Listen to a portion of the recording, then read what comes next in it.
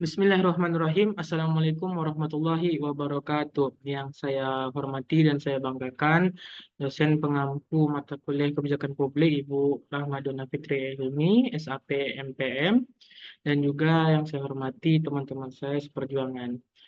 Baiklah, perkenalkan nama saya Muhammad Ilham dengan NIM 2204236 dari Departemen Ilmu Administrasi Negara, Fakultas Ilmu Sosial Universitas Negeri Padang.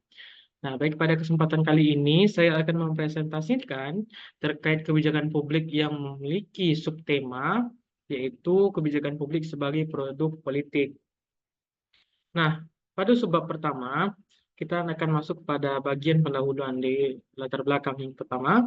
Kebijakan publik merupakan komponen kunci dalam tata kelola pemerintahan dan berperan sebagai sarana untuk mewujudkan aspirasi masyarakat. Nah, jadi kebijakan publik ini merupakan suatu gagasan ataupun suatu program kerja ataupun suatu hal yang dijadikan kunci utama pemerintah dalam mewujudkan aspirasi masyarakat. Contoh seperti ini, jika masyarakat meminta agar dibangunkan suatu jalan atau suatu akses penghubungnya, maka akan dikeluarkan kebijakan terkait pembangunan. Yaitu pembangunan jalan untuk menghubunginya. Nah, inilah merupakan kebijakan publik ini merupakan kunci utama pemerintah untuk dapat mewujudkan aspirasi masyarakat. Nah, sebagai produk politik, kebijakan publik tidak hanya mencerminkan keputusan yang diambil oleh pemerintah, tetapi juga dipengaruhi oleh dinamika politik, kepentingan berbagai aktor, serta partisipasi masyarakat. Nah, proses penyusunan kebijakan seringkali melibatkan interaksi antar partai politik, pejabat pemerintah, dan berbagai kelompok kepentingan yang memiliki pengaruh besar terhadap arah kebijakan tersebut. Nah, kenapa dalam perumusan kebijakan ini selalu dikaitkan dengan para partai politik? Karena apa? Partai politik ini merupakan jembatan antara masyarakat dengan pemerintah. Jadi dari kedua sisi masyarakat dengan pemerintah itu dijembatani oleh partai politik.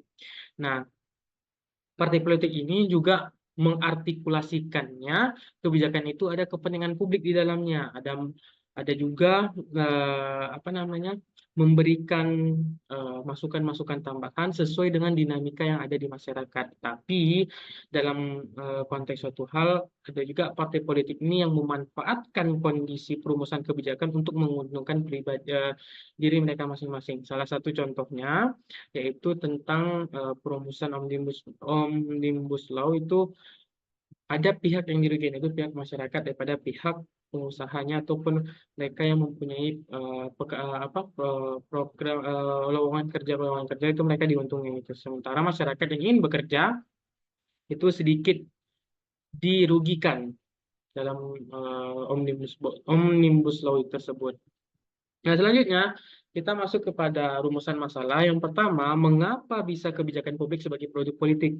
Yang kedua, kebijakan publik sebagai produk politik beserta contohnya. Nah, jadi mengapa sih kebijakan publik ini bisa diartikan atau bisa disebutkan sebagai produk politik? Nah, kita akan bahas di materi kali ini. Nah, tujuan penelitian ini ataupun tujuan presentasi kali ini yaitu mengetahui bagaimana kebijakan itu dirumuskan. Itu yang paling utama.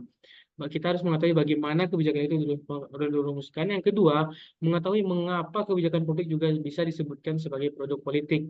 Nah, yang ketiga, kebijakan publik sebagai produk politik ini contohnya. Nah, kita dari di awal atau pertama kali harus kita bahas terkait dengan definisi kebijakan.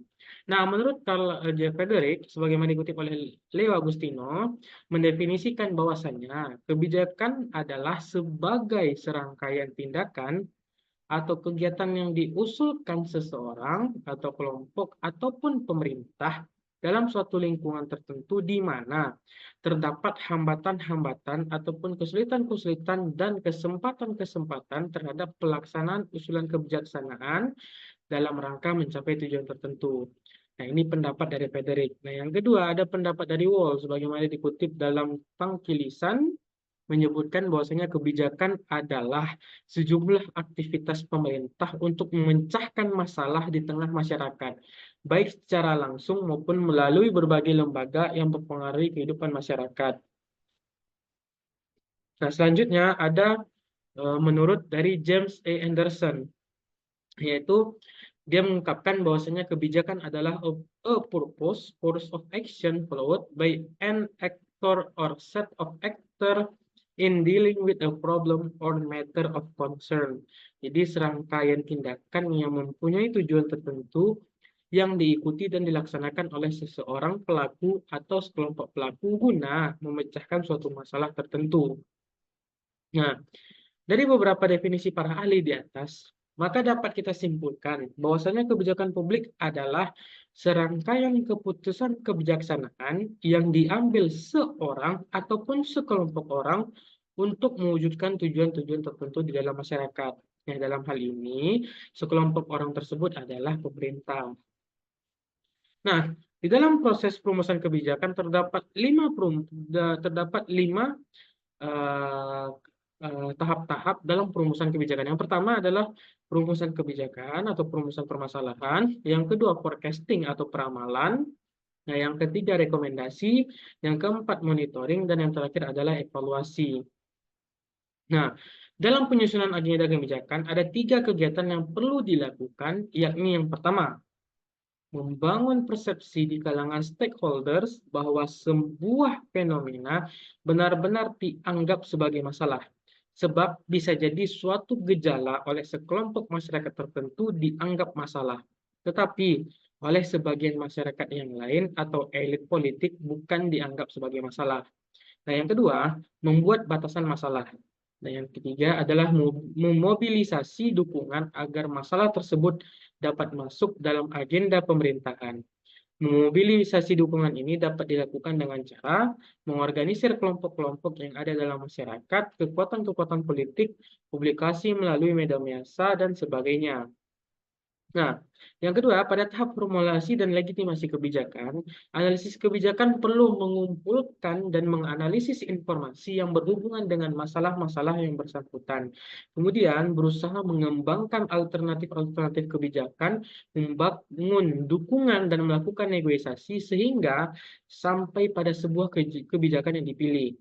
Tahap selanjutnya adalah tahap implementasi kebijakan. Pada tahap ini perlu dukungan sumber daya dan penyusunan organisasi pelaksanaan kebijakan. Dalam proses implementasi, sering ada mekanisme insentif dan sanksi agar implementasi suatu kebijakan berjalan dengan baik. Nah, selanjutnya ada dari tindakan kebijakan akan dihasilkan kinerja dan dampak kebijakan. Dan proses selanjutnya adalah evaluasi terhadap implementasi kinerja dan dampak kebijakan. Hasil evaluasi ini bermanfaat bagi penentuan kebijakan baru di masa yang akan datang, agar kebijakan yang akan datang lebih baik dan lebih berhasil. Nah, selanjutnya kita akan masuk pada sebab mengapa kebijakan publik bisa dikatakan sebagai produk politik.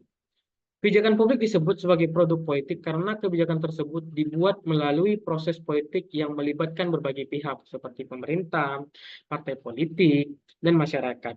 Setiap kebijakan yang diambil oleh pemerintah tidak bisa berdiri sendiri. Ia merupakan hasil dari negosiasi, perdebatan, dan keputusan yang melibatkan banyak aktor yang memiliki kepentingan berbeda-beda. Misalnya, partai politik yang berkuasa mungkin mendorong kebijakan yang sesuai dengan visi dan janji kampanye mereka. Sementara kelompok masyarakat atau pengusaha mungkin juga berusaha mempengaruhi keputusan tersebut agar menguntungkan mereka. Selain itu, kebijakan publik seringkali digunakan untuk meraih dukungan politiknya yang paling penting. Karena pemerintah ataupun politisasi atau politisi yang berkuasa bisa saja membuat kebijakan tertentu untuk mendapatkan simpati masyarakat, menjaga citra mereka ataupun mempertahankan kekuasaan. Inilah mengapa kebijakan publik tidak hanya soal memecahkan masalah masyarakat, tetapi juga terkait dengan kepentingan politik di balik kebutuhan tersebut. Nah, di subbab ini, contoh paling nyatanya adalah kebijakan putusan MK yang dikeluarkan untuk bisa menjadikan anak Jokowi, Gibran, sebagai calon wakil presiden terpilih. Sekarang dia terpilih untuk menjabat di tahun 2024 sampai di tahun 2029. Nah, hal ini digunakan Jokowi dengan mempunyai kuda kekuasaannya bisa mempengaruhi MK untuk meloloskan anaknya menduduki jabatan wakil presiden agar kekuasaan politiknya tidak terhenti di habisnya masa jabatan orang tuanya atau masa jabatan Jokowi. Nah, jadi karena kebijakan publik selalu melibatkan aktor politik, pengaruh partai, dan tujuan-tujuan kekuasaan, itulah sebabnya kebijakan ini dikatakan sebagai produk politik. Nah, contoh selanjutnya yaitu adalah Undang-Undang Omnibus Law. Nah, Undang-Undang Omnibus Law atau Undang-Undang Cipta Kerja disahkan pada tahun 2020 menjadi salah satu contoh kebijakan yang dipandang menguntungkan pemerintah dan segelintir elit ekonomi, terutama pada perusahaan-perusahaan besar. Nah, itu yang disampaikan di awal tadi bahwasanya Undang-Undang Cipta Kerja ini memiliki kontroversialnya karena apa? Karena undang-undang ini menguntungkan pihak yang menyediakan lowongan kerja daripada masyarakat yang ingin bekerja di tempat kerjaan tersebut. Nah, inilah yang menyebabkan bahwasanya itu ada pengaruh politikalnya, ada pengaruh dari kekuasaan yang bisa mempengaruhi kebijakan publik. Nah, kebijakan ini bertujuan untuk menyederhanakan regulasi dan menarik investasi dengan cara memperlonggar aturan ketenagakerjaan dan lingkungan. Namun, kebijakan ini dianggap menguntungkan pengusaha besar dan oligarki, serta mengabaikan kepentingan pekerja dan lingkungan. Pemerintah menggunakan kebijakan ini untuk meningkatkan pertumbuhan ekonomi dari lapangan kerja. Tetapi, proses penyusunannya mendapat kritik karena minimnya partisipasi publik dan adanya potensi korupsi dalam pelaksanaannya. Nah, mungkin itu saja yang bisa saya sampaikan. Lebih dan kurang saya mohon maaf. Billahi taufiq wal hidayah. Assalamualaikum warahmatullahi wabarakatuh.